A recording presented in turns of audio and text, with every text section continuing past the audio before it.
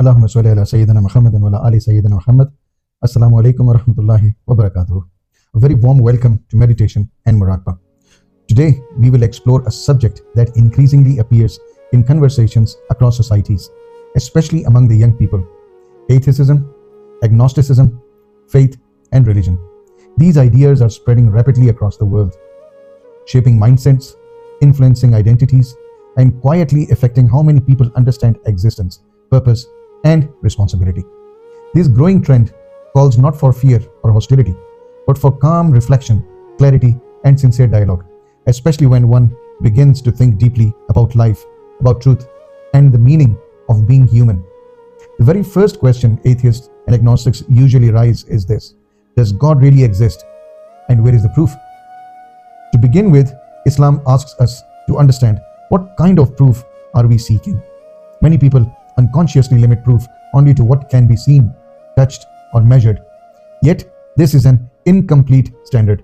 There are many realities we are absolutely certain of that cannot be physically detected, such as consciousness, thoughts, emotions, love, intention. No laboratory instrument can measure any of these, yet no sane person denies their existence. Since science itself operates within limits, where science reaches its limit, spirituality begins. Every scientific tool is designed to measure only physical phenomena. If something is not physical, science is silent, not because it does not exist, but because science was never designed to detect it. Expecting science to detect God is like expecting a thermometer to measure justice. The limitation lies not in reality, but in the tool. Islam then guides us towards rational reflection. Then Quran confronts with a question that leaves no neutral ground. In Surah At-Tur, chapter number 52 and verse number 35, Allah subhanahu wa ta'ala asks, were they created by nothing, or were they themselves the creators? Here, Allah subhanahu wa ta'ala directly and strikingly addresses the core of disbelief. If a person refuses to accept Allah as the creator, they are by necessity claiming that they created themselves.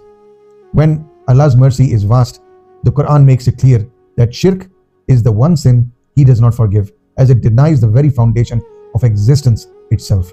This verse leaves only three possibilities. Either the universe came from nothing, it created itself, or was created by something beyond it.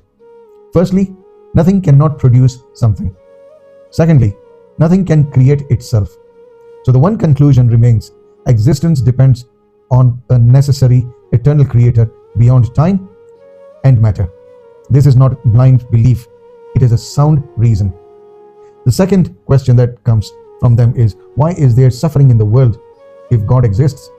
You see, many ask this because they assume a just and merciful God would prevent pain, illness, or injustice. Islam explains that life itself is a test. Allah subhanahu wa ta'ala says in Surah Al-Mulk, chapter number 67, verse number 2, that He created death and life to test you as to which of you is best in deeds. Suffering does not indicate absence of God. It is a part of life's purpose to cultivate patience, purpose, and reflection, and moral strength. Every prophet faced immense trials, showing that tests are not punishments, but a natural part of existence. Then the next question that comes from them is, isn't religion just a human invention to control people?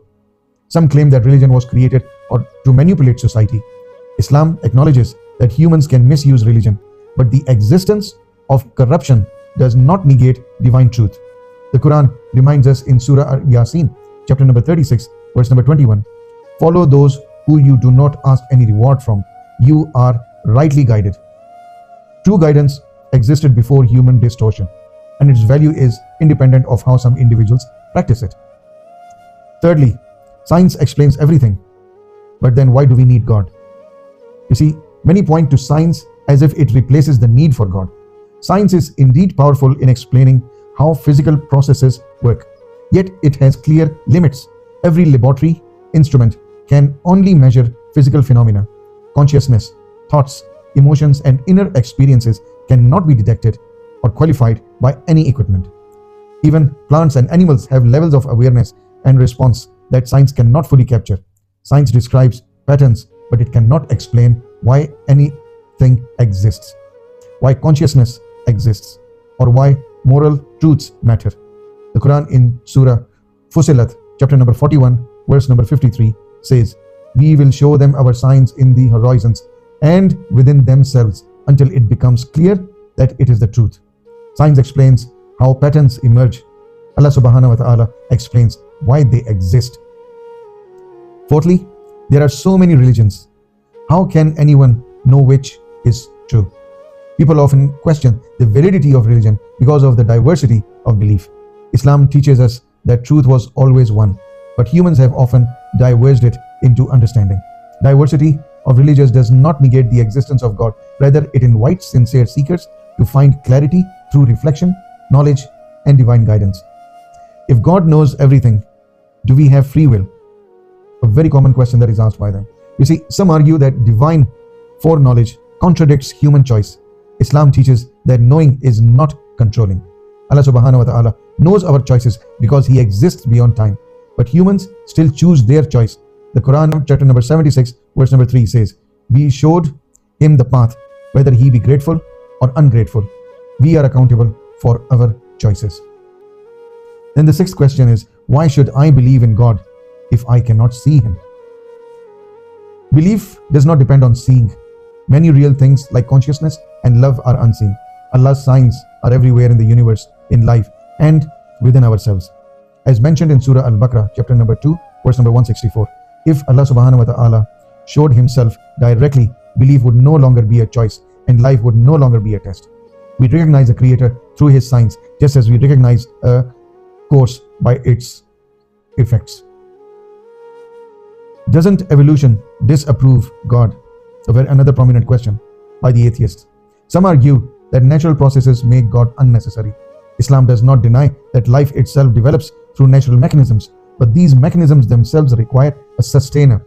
Evolution describes how life changes, not why life exists or why order, consequences, and purpose emerge. Allah is the ultimate cause behind all processes.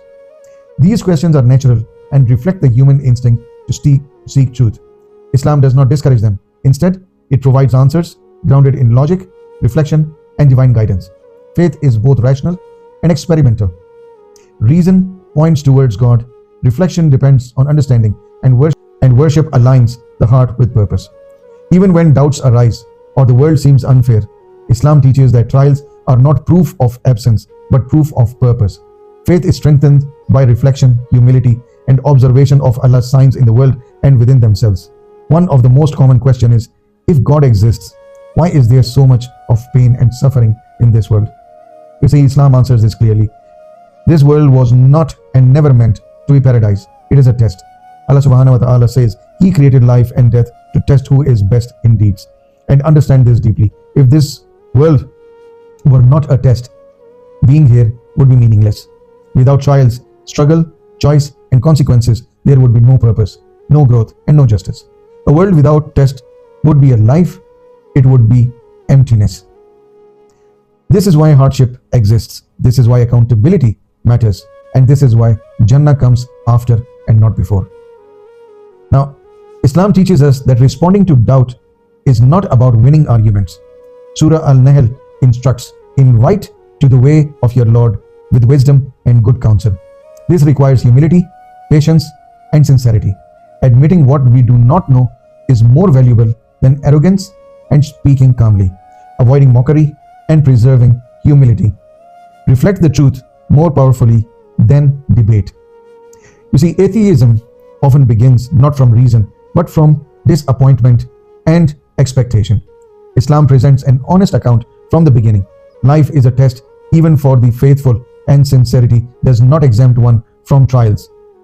Trials do not prove God's absent, they prove the purposefulness of His existence. This understanding invites a calm, reflective approach. Questions are part of growth, but answers lie in seeking truth and logic, humility and devotion. Even when life is difficult, and even when you do not see immediate reward, obedience aligns the heart with purpose, and trials become meaningful rather than senseless.